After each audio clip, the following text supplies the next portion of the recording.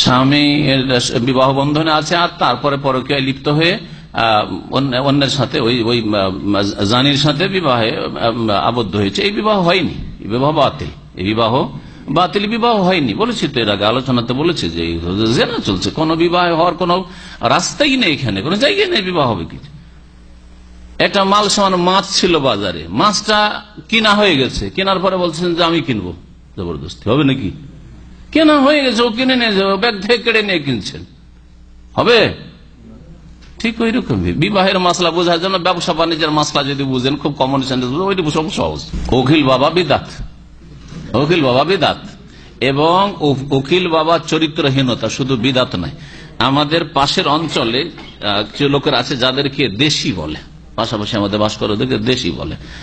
আর এই দেশি ভাষাটা ওরা নিজেরা ব্যবহার করে। ওরা বলছে যে আমরা এই এলাকার স্থায়ী লোক, পুরানো লোক, আর অন্যরা যারা আছে, অন্য ব্রাদারি যারা আছে, ওদেরকে বলে যে তোরা বাইরে থেকে এসছিস, তোরা কোনো কালে, এই জন্য ওদেরকে দেশি বলা হয়।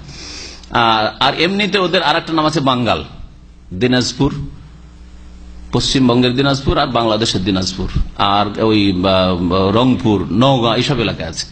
এদের মধ্যে উকিল বাব সম্পর্কে শুনেছি আশ্চর্য নির্লজ্জ কাজগুলি হয়। উকিল বাবা যে হয়ে গেল, একবারে বাপের চাইতে বেশি, নিজের জন্মদাতা বাপের চাইতে বেশি খাতির ওই মহিলার কাছে।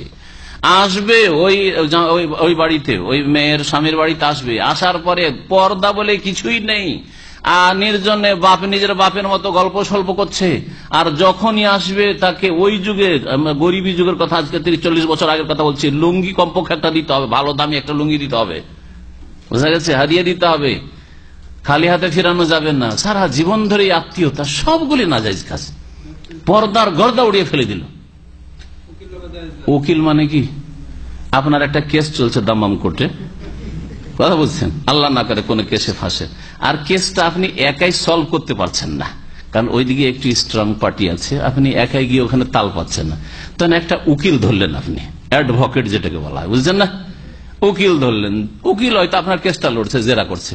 ভারত বাংলাদেশে উকিল ছাড়া কেস চালানো যায় না, এখানে তো সরাসরি ও চালানো যায়, কিন্তু ভারত বাংলাদেশে উকিল ছাড়া কোনো কেস চালানো যায় না। একটা সরকারি উকিল থাকে, একটা বেসরকারি উকিল থাকে, যে কাস্টমারদের উকিল হয়, কাস্টমারদের কেসের উকিল করে আপনাকে জিতাবার চেষ্টা করে, ঠিক না?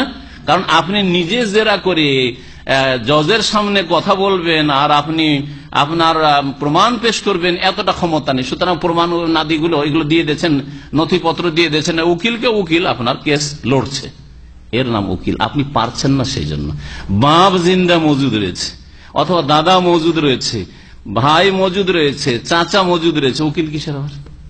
উকিল কখন লাগে? আপনি মেয়ের বাপ, মেয়ে আছে বাংলাদেশে, আর আপনি সৌদি আরবে ছুটি যেতে পারছেন না, বিয়ে দিতে হবে। হয় টেলিফোনে, একটা তরিকা হলো টেলিফোনে বলে দেন যে আমার মেয়ের বিয়ে আপনারা পড়িয়ে দেন, সরাসরি আপনি বিয়ের অনুমতি দিয়ে দিলেন।